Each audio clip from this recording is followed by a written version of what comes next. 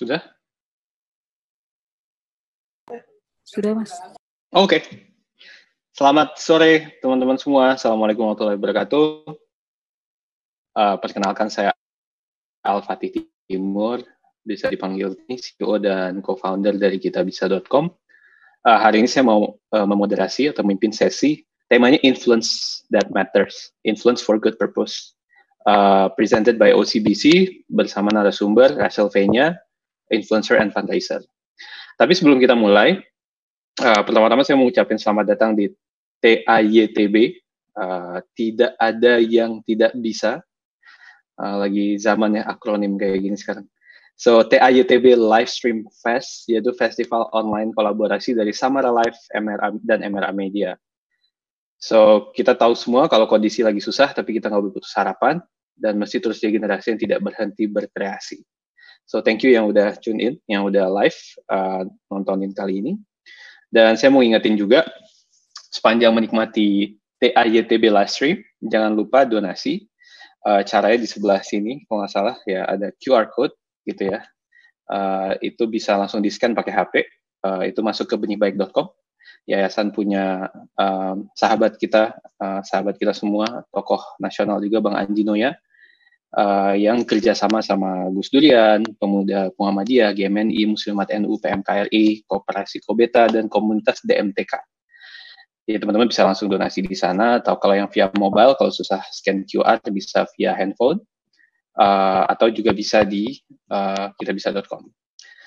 Terima kasih untuk video platform live stream yang teman-teman nonton sekarang, sama OCBC sebagai sponsor, dan pengisi acara yang sudah mendukung terwujudnya acara ini. Kalau mau posting, jangan lupa pasang hashtag-nya livestreamfest, selamat di rumah, dan nyalakan Indonesia.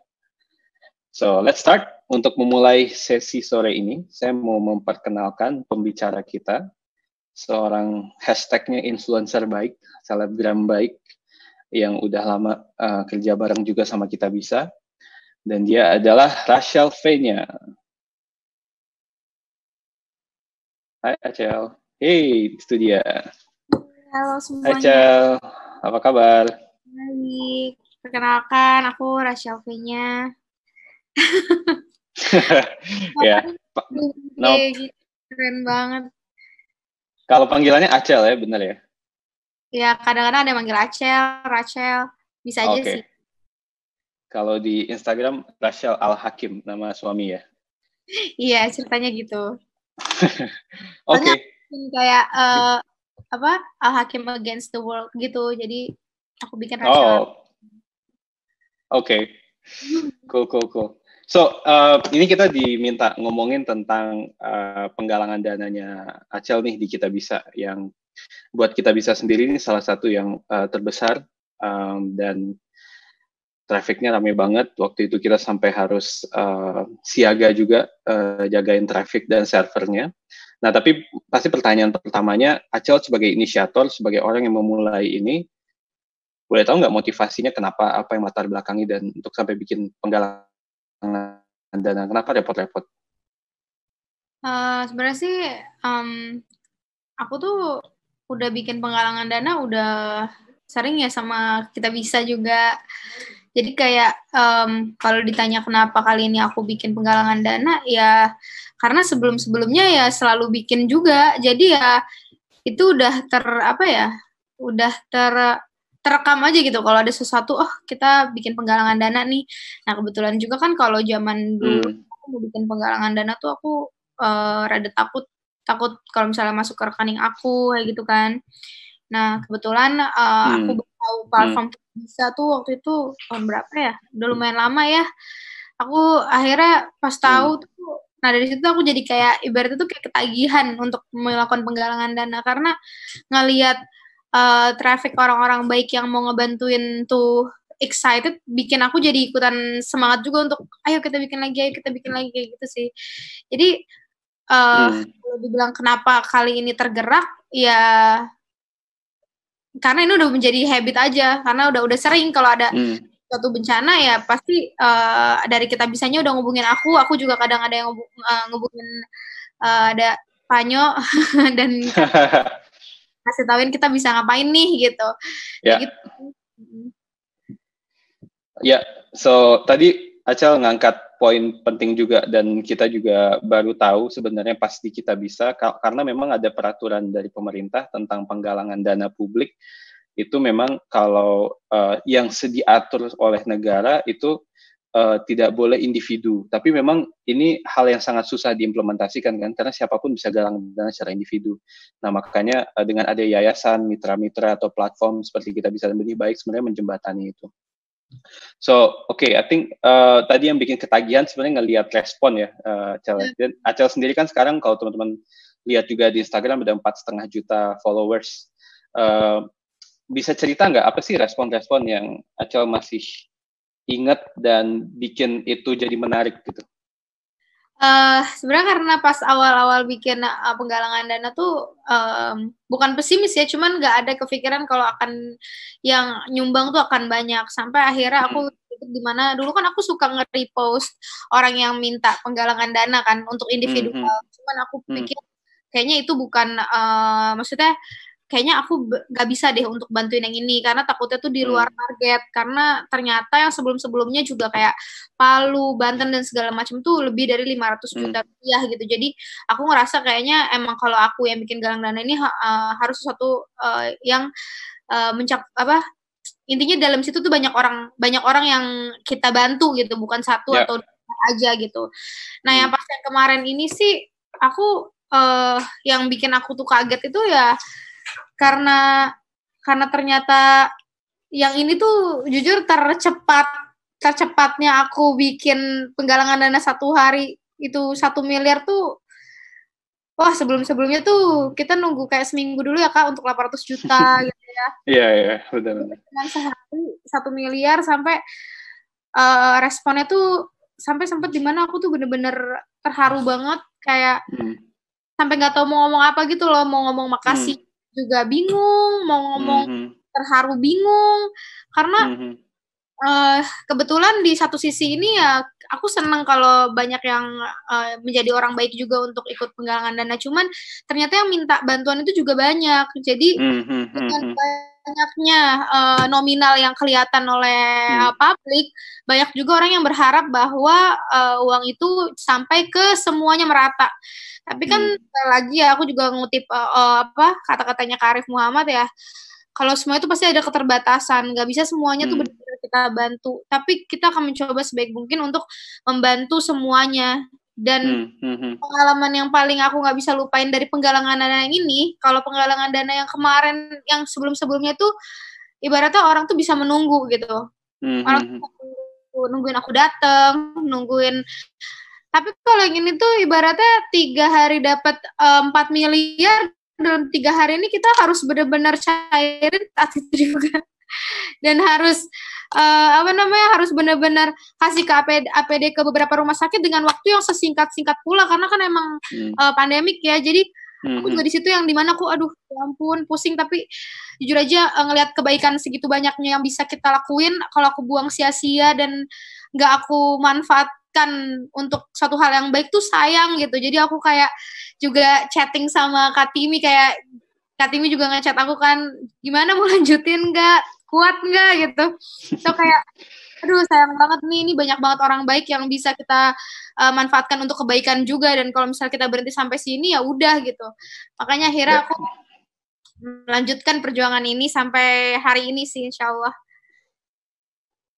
Cool. Ya, jadi karena emang ada dana yang terkumpul itu di satu sisi itu berkah gitu ya, itu bikin kita haru. Tapi gue paham juga kalau di sisi Acel itu di satu sisi juga beban dan amanah ya, yang harus benar-benar harus segera disalurin. Dan mungkin yang menarik juga Acel bisa cerita, DM-nya Acel kayaknya udah jadi kayak call center pemerintah. Semua orang kayak minta tolong ngasih tahu. Ya nggak sih, Cel? Parah. Jadi ada sekarang kan ada fitur mention ya di Instagram. Nah itu tuh kalau aku buka dalam 1 jam itu udah ada 100 slide. Jadi aku bisa nge-slide tuh sampai 18 sampai 20 kali. Jadi kan kalau bukan slide itu beda ya, kalau 100 kalau kita slide dia slide baru gitu. Jadi kira-kira ada 1.700 mention aku dalam 1 hari. Itu itu hampir semuanya ngomongin APD, ngomongin minta bantuan rumah sakit.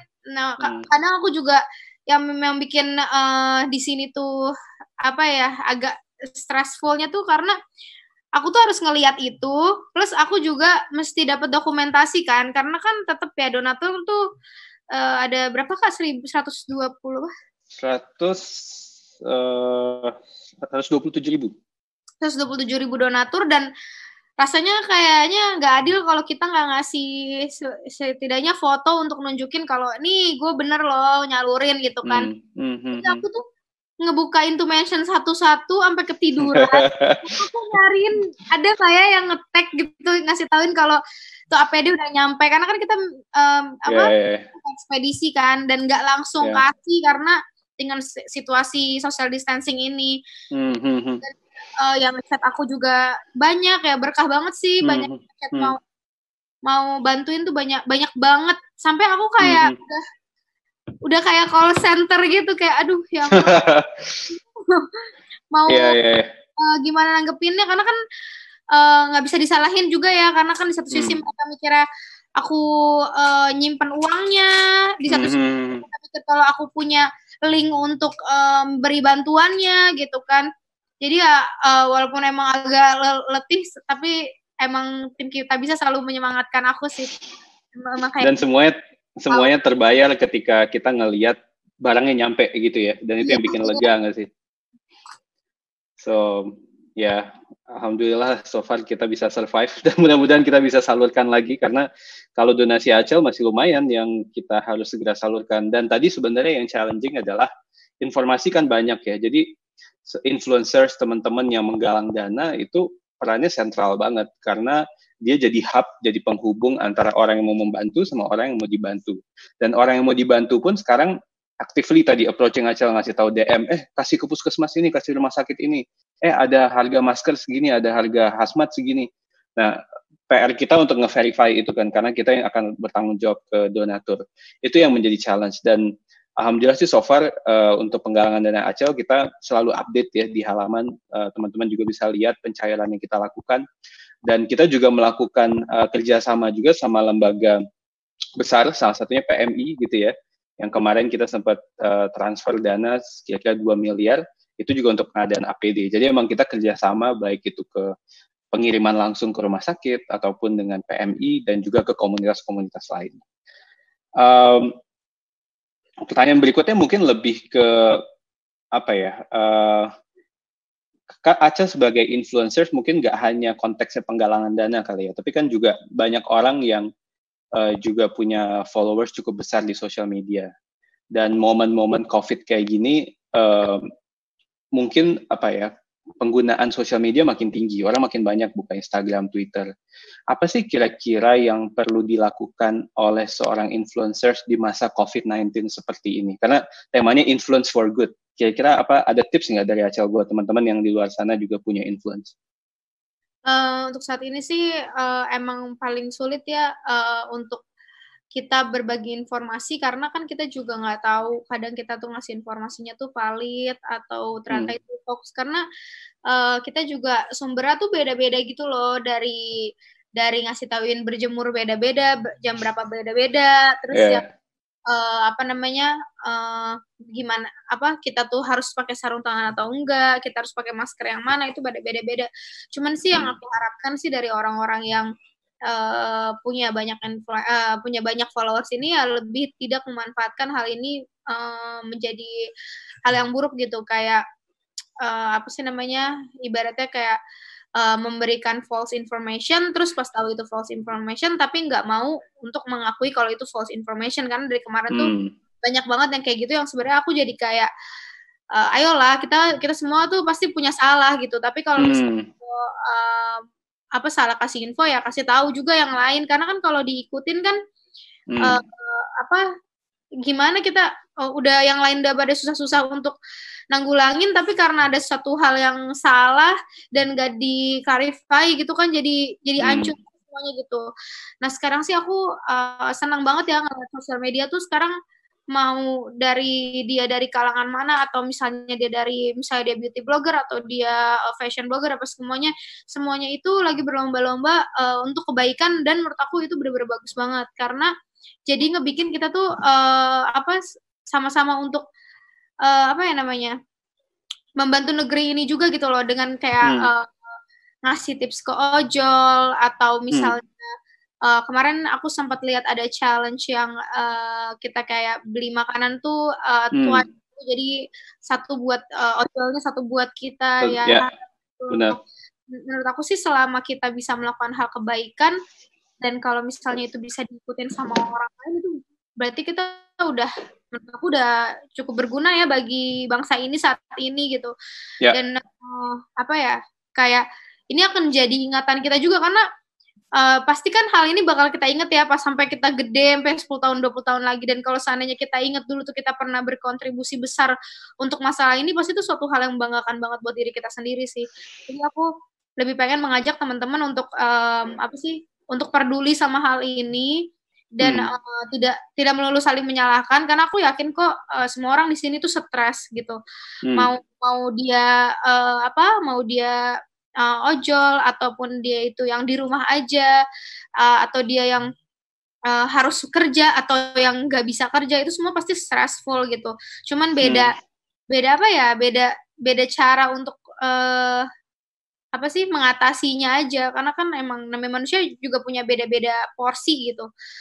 Aku sih aku sih ngerasa kayaknya sekarang emang sosial media tuh walaupun banyak false information, tapi aku ngelihat influencer berlomba-lomba melakukan kebaikan itu tuh menurut aku suatu hal yang bagus banget dan benar-benar membanggakan banget gitu.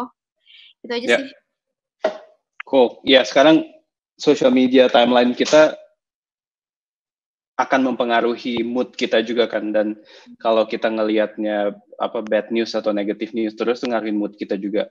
Tapi kalau kita ngelihatnya kayak tadi inisiatif buy one get one buat abang ojol, atau sekarang yang lagi rame Acel ngelihat nggak ada orang-orang yang naruhin kayak sembako di pagar rumah, terus nanti orang bisa ambil gitu kan. Itu budaya Indonesia banget. Itu kan jimpitan ya kalau di desa-desa kita, orang ngasih beras, dan itu menghidupkan gotong royong lagi sih. Betul, itu keren. Ada lagi nggak kayak konten kayak fenomena sosmed yang Acel temukan dan seru untuk bikin optimis lagi nih di tengah COVID-19? Aku sebenarnya karena aku ngelihat berita tuh kayaknya kita tuh dihantui oleh waspada terus ya, maksudnya berita udah berapa kasus, berapa yang meninggal, gini-gini. Aku tahu kalau itu kita perlu untuk tahu juga. Cuman kadang aku juga kayak menyelipkan hiburan-hiburan di antara itu semua gitu, kayak video anak gitu ya. Aku nggak begitu mau untuk memberikan informasi yang benar-benar bikin orang tuh benar-benar panik gitu.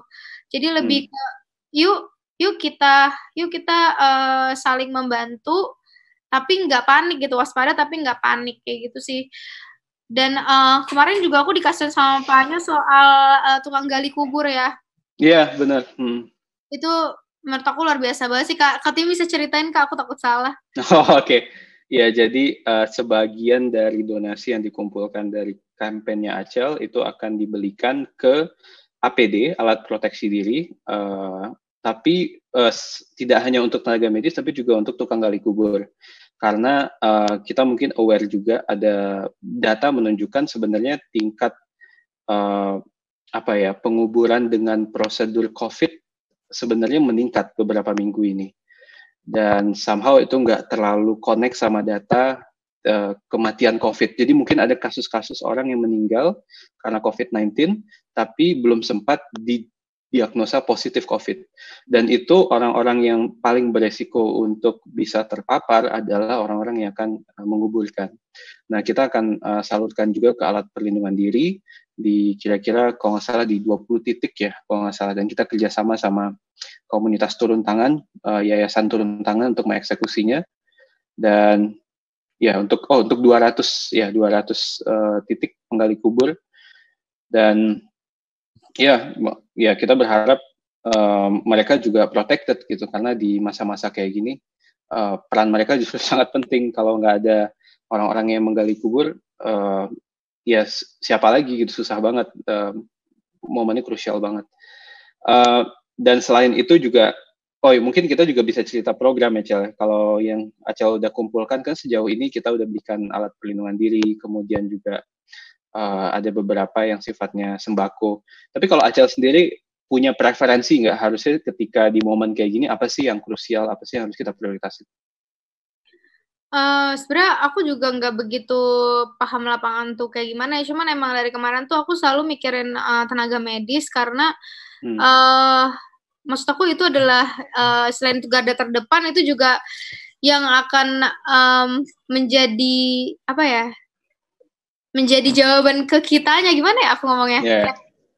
Kalau mereka itu nggak dilindungin, kitanya tuh yang kena gitu loh sebenarnya. Yeah. Cuman ternyata ya kalau aku ngeliat lapangan kayak kemarin aku sempet nonton ibu-ibu yang nggak boleh jualan sama polisi, tapi ya mau gimana kan dia punya banyak hutang dan segala macem.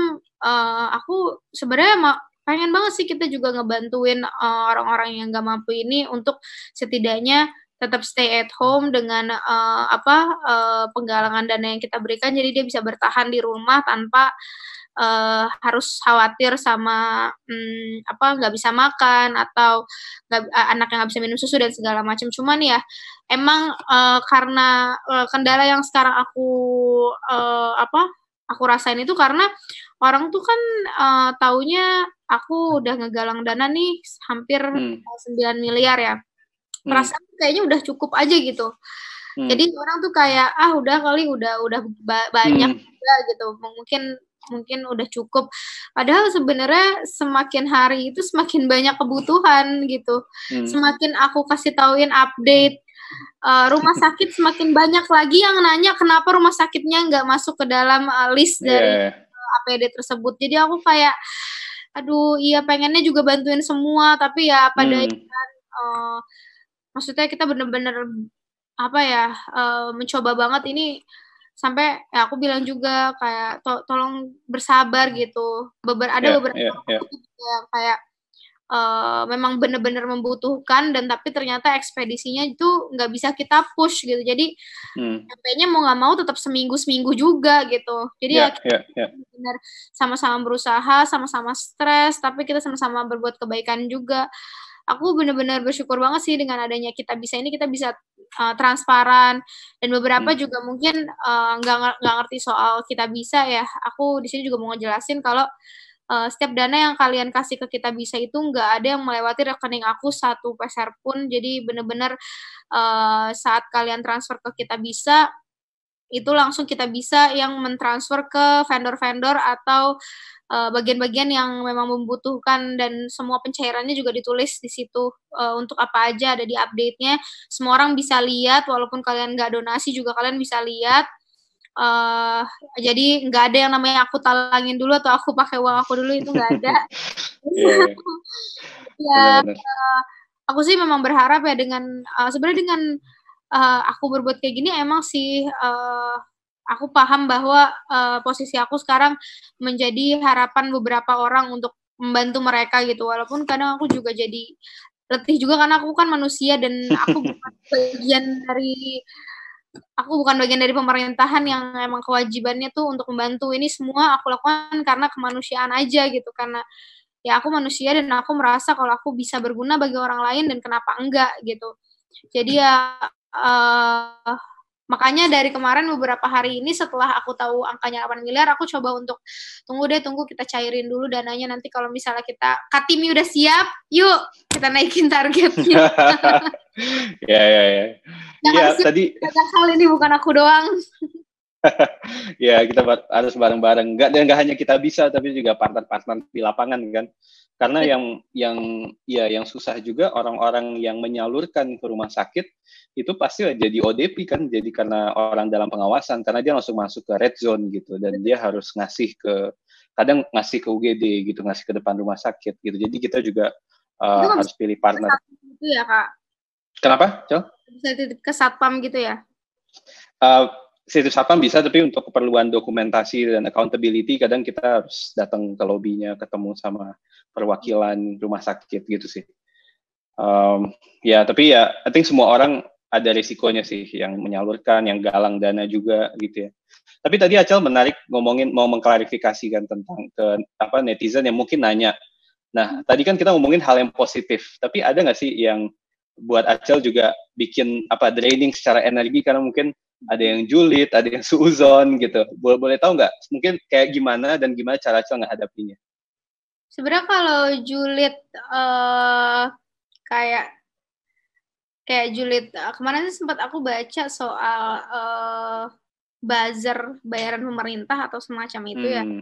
Aku tahu kok kalau followers aku nih pada pintar, mungkin yang ngomong kayak gitu emang nggak tahu aku, yang nggak tahu perjalanan aku juga, jadi mungkin mikirnya apapun yang aku lakukan ya karena dibayar, karena yang aku lakukan kan di Instagram kan berbayar gitu ya, misalnya endorsement dan macam. Tapi untuk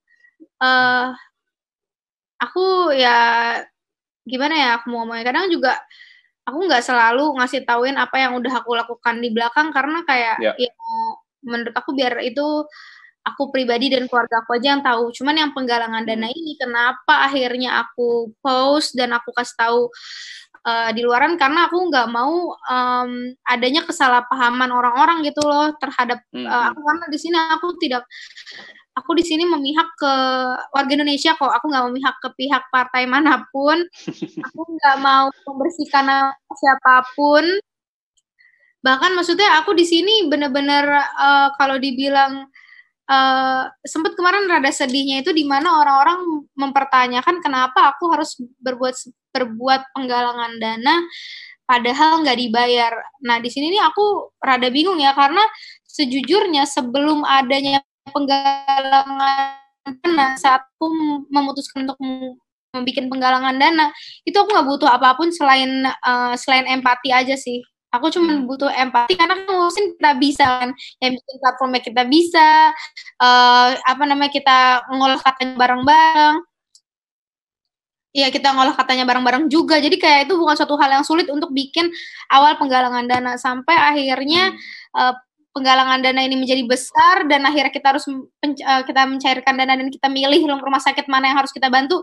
Di situ baru deh aku kayak ngerasa kayak capek gitu. Tapi pas orang-orang bilang kalau aku buzzer dan seakan-akan hal ini aku dibayar, ya ampun, aku aja nggak ada kepikiran kalau akan secapek ini gitu. Aku mikirnya kayak ya udah cuman galang dana biasa, karena sebelumnya sejujur aja Kak Timi, sebelumnya pas aku bikin penggalangan dana di Palu, aku bener-bener ngerasa aku nggak ngapa-ngapain. Aku cuma share aja. Udah kali ini beda. Ini sebeda itu. Kayak aku setiap malam chatting sama Panyo. Panyo gimana, teleponan sama kawal COVID-19. Dan KPR ke BNPB, kayak maksudnya kalau misalnya logikanya juga ya, kalau misalnya dibayar pemerintah nggak akan mampu bayar aku. Kedua, daripada bayar aku, mendingan pakai uang itu untuk penggalangan dana. Jadi aku emang sempat keselnya di situ. Terus kayak, tapi aku lumayan senang sih, mungkin dengan adanya penggalangan dana dari aku dan jumlahnya luar biasa banget, dan mungkin membuat orang-orang juga ikutan bikin penggalangan dana, dan itu bener-bener bikin aku tuh termotivasi juga gitu loh, kayak wah keren banget, orang-orang Indonesia tuh banyak banget orang baik, bukan cuman followers aku, followersnya Kak Arif, followersnya Kak Najwa, pokoknya followersnya banyak orang tuh, banyak yang orang baik, cuman emang sih masih terselip orang nyinyirnya ada. Iya.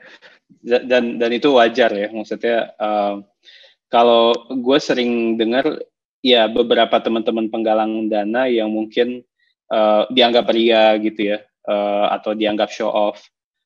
Biasanya kita punya pandangan kayak gini sih, orang mungkin di sosmed itu kadang orang baik kalah berisik atau kebaikan kalah berisik gitu dengan yang non kebaikan. Jadi kalau ada orang baik yang berisik, mau itu kebaikan diri dia sendiri atau kebaikan orang lain, itu jauh lebih baik ketimbang yang nggak baik tapi justru berisik gitu. Jadi kalau kita ngelihatnya dari perspektif penggalangan dana ini memberikan positivity, ngajakin ada call to action-nya, bahkan beyond words ya, nggak cuma kata-kata, nggak cuma komen, kita juga kayak transfer dananya, itu sebenarnya menurut gue positivity dan kebaikannya luar biasa. Dan buat Acel sendiri ya, I think kita bisa karena udah partner berkali-kali, ya kita sih tahu kalau Acel juga walk the talk ya, jadi nggak hanya nyebarin, tapi Acel sendiri juga ikut kontribusi, dan cukup besar juga kemarin kontribusinya, dan sebenarnya selain uang tadi sih waktu, tenaga, dan ini juga yang menarik sih buat teman-teman yang mau galang dana, kita juga ngelihat orang-orang yang galang dana tuh biasanya nggak hanya saya cuma mau share gitu, biasanya dia juga punya kegelisahan, punya keterikatan emosional, sehingga ketika dana kekumpul kayak Acel sekarang kayak harus ribet mikirin, kemudian harus mikirin cara nyalurin nih, cara make sure amanahnya sampai. Mungkin beda sama endorse ya, kalau endorse kan yang penting udah di share selesai gitu ya. Tapi karena ini sifatnya amanah, ya kita harus follow up gitu. So buat teman-teman di sana, di luar sana, berarti kalau yang punya followers gitu ya, dan punya influence, gunakan buat kebaikan. Yang nyinyir pasti ada, kayak kata Acel tadi.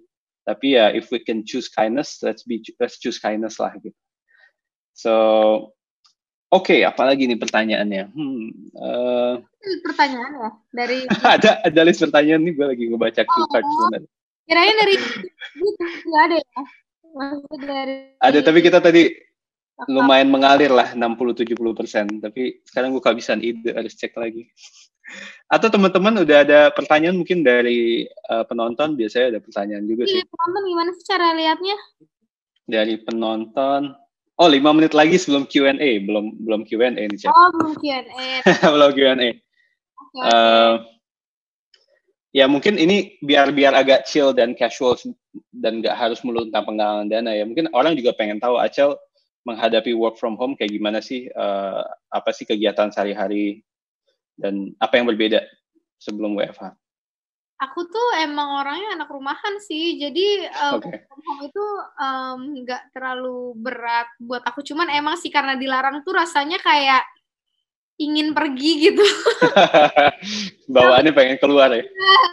Rasanya kok kangen juga ya keluar. Cuman kebetulan aku emang alhamdulillah ya banyak aja yang bisa aku kerjakan sih, dan aku orangnya nggak bisa diem. Aku yang paling bisa dilakuin tuh biasanya milih-milih mainan atau barang-barang yang tertimbun. Kadang kita tuh suka sayang sama barang gitu loh Kak. Terus kita nggak mau buang atau nggak mau hibahin ke orang lain, dan ujung-ujungnya tuh jadi sampah di rumah yang menetap gitu. Nah, aku dari kemarin tuh kayak milih-milihin yang mana yang masih bener-bener dipakai, yang mana yang enggak, dan meminimalisir baju-baju. Semuanya aku minimalisir, mainan-mainan yang udah rusak, yang kayaknya nggak akan kepake lagi dan nggak ada gunanya disimpan. Terus aku kayak aku coba-cobain tutorial YouTube tentang bikin mainan anak dari rumah gitu. Oke. Terus aku juga kayak bikin kayak kue-kue yang aku belum pernah coba bikin walaupun ujung-ujungnya gagal. Tapi ya gitu.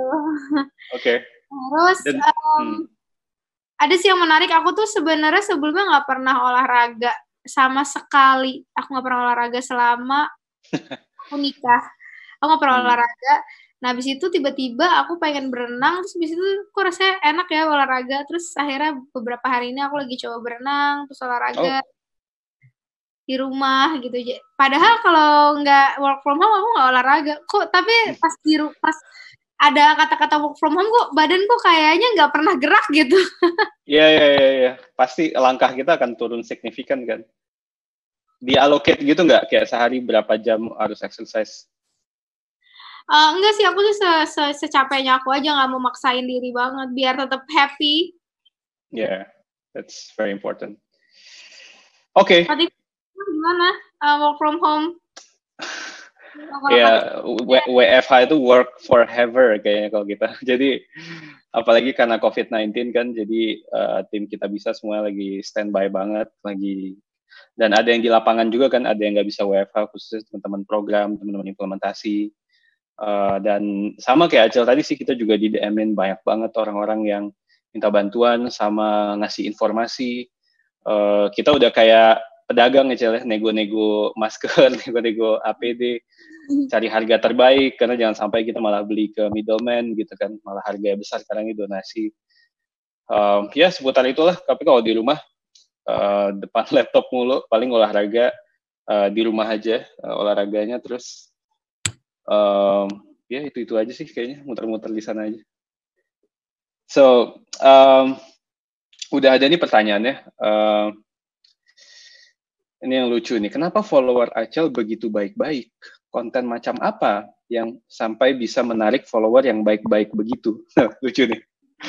4,5 juta orang baik yang nge-follow Acel, kenapa tuh? Kenapa ya? Sebenarnya aku juga nggak begitu paham ya kenapa. Cuma mungkin kalau misalnya kita lagi ngomongin soal personal branding ya, aku selalu bilang kan kita kadang bikin image diri kita tuh menjadi baik gitu, menjadi bad atau menjadi apa gitu. Aku selalu bilang kalau kita tuh membranding diri kita tuh menjadi tulus. Jadi kita melakukan sesuatu itu dengan tulus dan ikhlas. Jadi orang tuh ngeliatnya tuh nggak seperti buat-buat gitu. Oke. Kayak aku sekarang ini, aku dari awal tuh orang-orang tuh aku nggak bisa masak sama sekali. Aku cuma goreng dulu. Tapi aku mau bisa masak apa? Bisa mie goreng, cuma bisa mie goreng sama air lah ya. Ya, sama air deh. Terus dan teman-teman aku tuh, maksudnya teman-teman online aku ya, melihat aku dari yang aku nggak bisa menjadi lumayan dibilang jago nggak ya, karena aku masih kadang-kadang lihat resep. Jadi aku lumayan jadi gitu, masakannya bisa untuk dimakan, layak untuk dimakan dan layak untuk di-plating dan segala macam. Jadi aku ngerasa karena aku ngelakuin hal itu tuh tulus dan niatnya juga bukan niat. Aku nggak pernah meniatkan diri aku kayak gue harus jadi terkenal, enggak. Tapi aku lebih ke gue melakukan hal yang gue sukain dan semoga aja itu berdampak baik buat orang lain gitu. Kalau misalnya pun ada yang buruk pasti ya, namanya juga manusia, nggak mungkin 100% tuh aku baik gitu. Pasti mungkin 60%-nya baik, 40%-nya enggak. Cuman ya selama niatnya itu bukan niat buruk, hal-hal buruk yang aku lakukan pasti bisa terlupakan gitu. Maksudnya toh namanya juga manusia, nggak mungkin ada yang sempurna. Aku tuh ngelihat kadang aku juga amazed ya gimana aku tuh mungkin zaman dulu ya aku suka pakai baju terbuka dan orang mungkin banyak yang like gitu kan. Semakin terbuka pakaian aku semakin banyak likersnya gitu kan. Sampai akhirnya di sini sekarang di titik dimana aku nggak usah kayak gitu pun orang mau untuk like foto aku, dan aku kayak mikir sih kenapa seperti itu, dan aku menemukan jawabannya ya karena aku melakukan itu bukan karena ingin mendapatkan sesuatu. Aku nggak bikin masakan supaya orang ngeliat aku tuh jago masak. Aku nggak bikin tutorial makeup biar orang lihat aku tuh bisa makeup, tapi aku emang melakukan hal itu karena aku suka hal itu dan aku mendorong orang-orang untuk ikut melakukan hal yang mereka sukain juga kayak gitu. Jadi mungkin kenapa followers aku orang baik mungkin karena akunnya sendiri nggak melakukan sesuatu secara terpaksa untuk konten ya mungkin, tapi aku juga kadang aku baru menyadari itu tuh kalau hal-hal kayak gini nih tiba-tiba dari kita bisa aku baru kayak ya ampun keren banget gitu. gitu kayak gitu. So itu tips yang menarik banget buat teman-teman yang mau membangun follower base. Acel tadi bilang be yourself lah ya, genuine aja. Kalaupun ada kelemahan ya nggak apa-apa gitu. Dan tadi yang menarik juga yang gue pelajari dari Acel adalah ya kalau ada kesalahan akui aja, admit, terus move on aja gitu ya. Artinya nggak banyak orang bisa punya energi untuk mengakui dan let go gitu sih. Apalagi jutaan orang langsung nyibir kan. Tapi kalau ada keberanian buat itu, menurut gue mungkin itu resepnya sih. Karena personality di sosmed kan harus di-challenge sama banyak hal ya. Kalau orang lihat Acel genuine dan konsisten, mungkin orang jadi ngerasa oh ya ini gue connect sama dia tuh genuine, real gitu, bukan karena dibuat-buat. So itu penting banget sih. Thank you for sharing Acel, dan ini buat pelajaran teman-teman semua juga. Terus pertanyaan berikutnya Buna, ini panggilannya Acel di Instagram banget nih.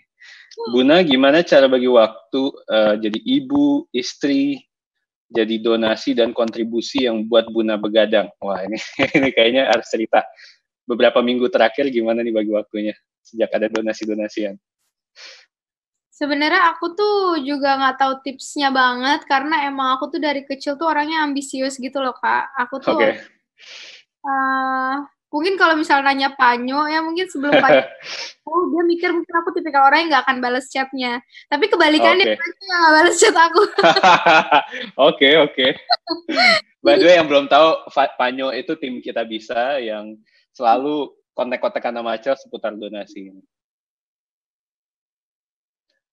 Jadi kayak aku tuh selalu punya target hari aku harus melakukan apa aja dan apa aja yang harus aku selesaikan gitu sih. Jadi aku nggak yakin kalau tiap hari tuh pasti termanage ya. Karena menurut aku dari dulu tuh emang selalu susah banget kita untuk manage waktu. Tapi kalau kita niatin prioritas kita pasti bisa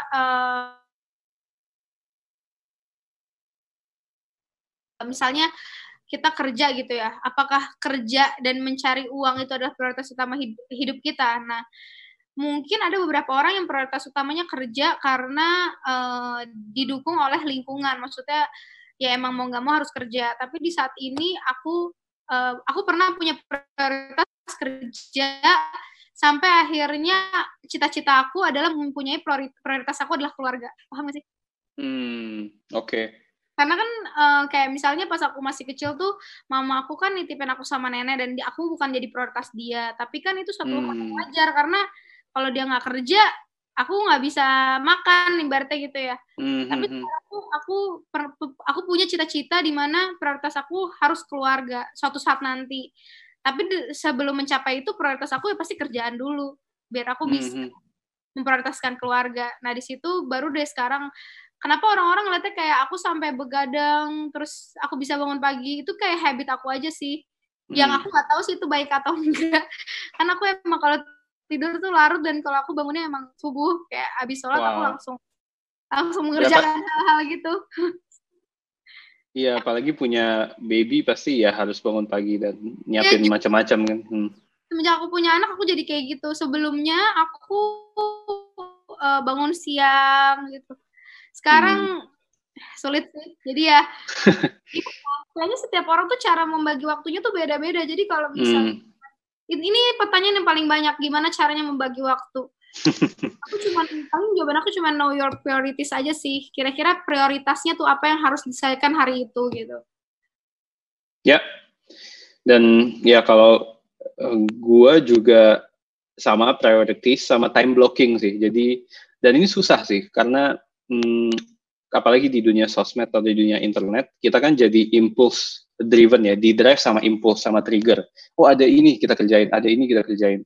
Tapi kalau tadi kata Aceh kita punya prioritas, kita sebenarnya udah ngeblok waktu kita. Kayak misalnya pagi kita mau ngapain, 9-10 ngapain, 10-11 ngapain. Dan kita sekarang punya kalender kayak Google Calendar atau Apple Calendar, itu kan sebenarnya bisa ngeblok kan. Dan usahain sebenarnya kalau nggak ada di kalender jangan dikerjain. Walaupun susah ya. Tapi kalau kita bisa ngerjain itu, kita bakal sadar kalau sebenarnya kita take control of our time. Karena kadang kita tiba-tiba udah sore aja atau udah malam aja ngapain aja ya seharian gitu, dan itu rasanya nggak enak banget sih karena gila udah seharian nggak ngapa-ngapain, pas ngecek lagi prioritinya ternyata nggak ada yang selesai gitu karena simply nggak di blok waktunya, nggak dijadiin prioritas sehingga akhirnya ya kelewat aja gitu. Dan self control tuh penting banget apalagi WFH sekarang kan nggak ada yang ngeliatin, nggak ada ajakan meeting gitu ya, semuanya kita yang kontrol, hanya kita di rumah dan laptop kita. Jadi I think ya priority dan time blocking bisa jadi salah satu solusi. Kalau kata manajer aku, kalau misalnya hari kita terasa lebih cepat, itu berarti hari kita nggak berkah. Katanya. Oh gitu ya? Oke. Padahal kalau cepat itu bukan yang ngerasa enjoy ya, jadi kayak udah sore aja gitu. Mungkin maksudnya kayak cepet banget ya, saking cepetnya tuh kayak nggak ngelakuin apa-apa gitu. Karena nggak yang udah kita lakuin gitu. Kan kayak aku melakukan penggalangan dana tuh aku inget sama hari itu kita ingat. Tapi kalau kita lupa kita ngapain ya hari ini, itu kan kayak oh berarti kita nih hari ini nggak ngapa-ngapain, sangat wasting day banget gitu. Ya. Oke, pertanyaan berikutnya ini seputar fundraising ya. Jadi kalau fundraising yang efektif menurut Acel gimana?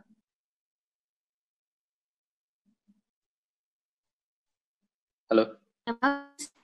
Halo? Putus-putus ya? Putus-putus ya? Bagus. Halo? Sorry, ini keputus kayaknya. Oke, kedengeran ya? Halo?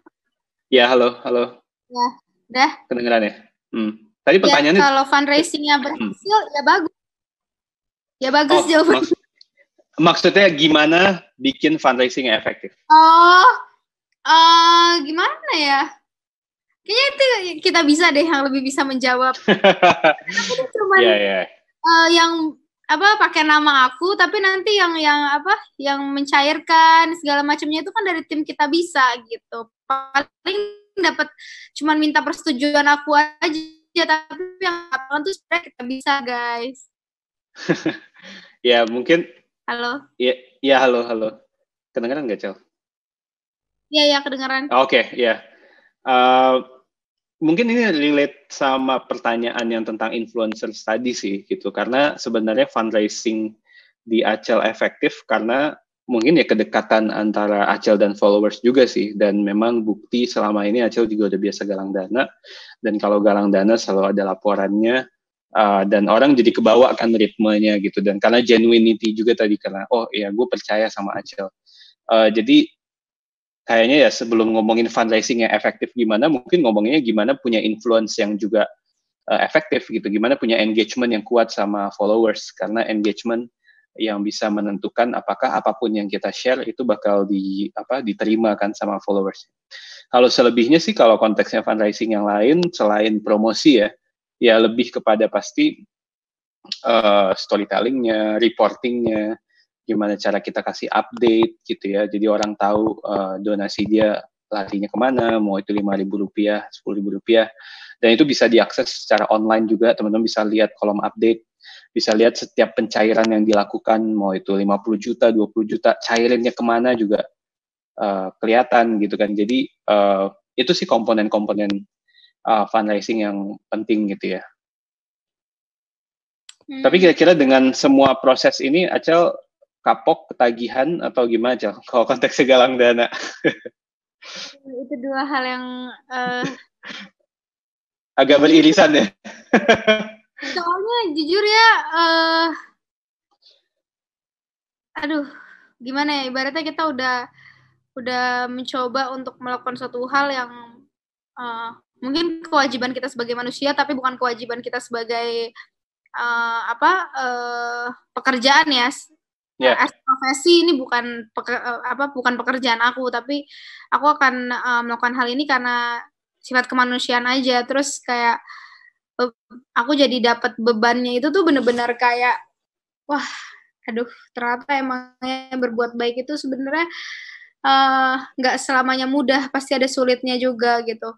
Kalau dibilang kapok sih, aku harap enggak ya, karena sampai saat ini dengan semua nyinyiran yang ada dan pressure yang ada, aku tetap mau lanjut. Aku bilang sama Panyo, aku bilang, iya ayo lanjut, insya Allah aku bisa.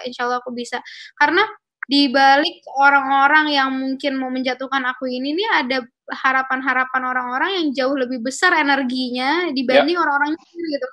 Jadi energi yang positif ini yang aku mencoba serap aja gitu. Kayak cuman gara-gara orang-orang nyinyir yang gak ada keuntungannya, aku jadi mengabaikan orang-orang yang ngasih aku energi positif gitu kan. Sedangkan energi positif itu bisa membangun suatu hal yang luar biasa kan. Jadi ya itu sih sekarang yang sedang aku mencoba lakukan. Itu bagus banget sih, karena itu lagi-lagi mencerminkan priority setting sih. Karena buat Acel kan priority-nya impact-nya. Kalau emang ada cost-nya, yaitu tadi nyinyiran, ya itu biasa aja. Di kita bisa juga, kadang kita ngalami dilema kan, ini kita ngambil keputusan ini atau ini ya gitu. Tapi kalau kita punya priority, atau mungkin kalau di internal kita sering ngomong gini, will the world a better place with or without this gitu kan. Kalau ternyata emang dunia jadi lebih baik, apa yang kita lakukan ternyata bikin dampak, ya mungkin kos-kos yang lain harus kita telan aja gitu, karena itu yang emang harus kita korbankan, ibaratnya kayak gitu ya. Dan itu framework yang penting, karena kalau kita, apalagi kalau kita terlalu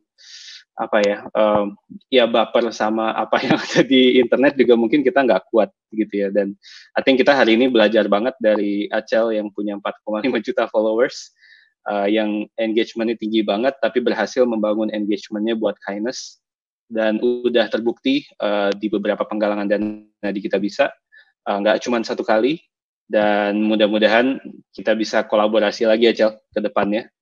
Dan semoga tidak ada bencana-bencana lain, tapi kalaupun negara butuh bantuan gitu ibarat, atau ada hal yang kita harus bantu, civil society, masyarakat bisa terhubung melalui influencers baik kayak Acel dan teman-teman lain. So, closing statement mungkin Cel, sebelum gue juga closing. Ya, aku mau ngucapin terima kasih sih sama Samara Live, sama MRE Media, sama Bang OCBC juga. Dan makasih banyak sama platform ini yang udah bikin kita jadi curhat session tentang penggalangan. Aku sebenarnya udah pengen banget ngasih tauin, cuman kayak tahan, akhirnya di sini kita keluarkan semua.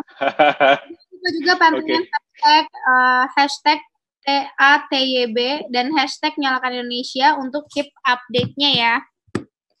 Cool. Oke, jadi terima kasih banyak Rachel V-nya sudah menyempatkan, ini gue baca teks lagi nih, sudah menyempatkan ngobrol-ngobrol.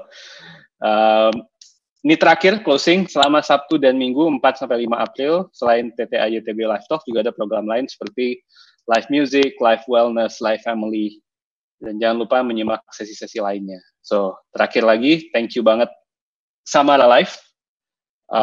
Buat yang nggak tahu, ini grup media yang punya banyak banget produk-produk entertainment di bawahnya, MRA dan OCBC, Bank OCBC. Kalau nggak salah, tadi ada yang lupa, kalau teman-teman mau donasi, bisa juga via aplikasinya OCBC, namanya Nyala, teman bisa sign up, bisa daftar, buka bank account, dan kalau masukin deposit, kalau nggak salah 1 juta, OCBC akan donate 200.000 on behalf of you. Jadi atas nama teman-teman, OCBC akan donate.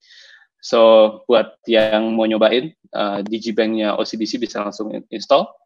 Dan saya Al-Fatih Timur bersama Rachel V-nya undur diri. Sampai jumpa lagi. Assalamualaikum warahmatullahi wabarakatuh.